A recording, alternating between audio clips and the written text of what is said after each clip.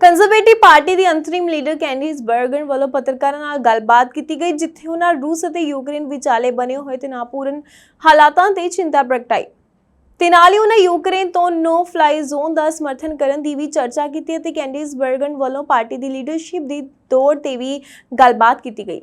Although I will say this, I don't think anything should be off the table. I don't think NATO should take anything off the table.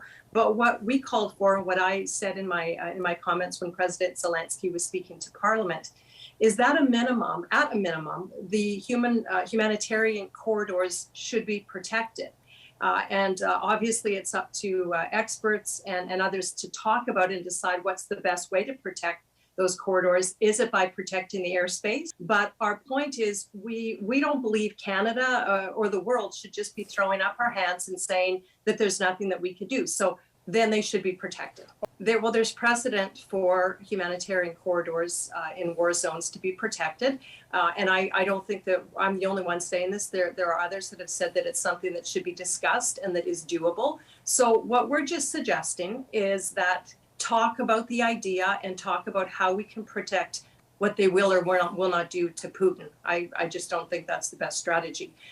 So I do agree with James Bazan. I think that whether ideally Ukraine would be able to shoot them down themselves, but they need to be supplied with those missiles to be able to do that. So that would be obviously ideal, but if they can't, there's got to be other ways that NATO or other allies can help to protect women and children, especially who are trying to escape. But the world is changing so quickly, and in light of what's happening in Ukraine, I believe all parties would be able to get behind. At least I can tell you Conservatives very much support that. But, it doesn't help to just announce it and then not do anything.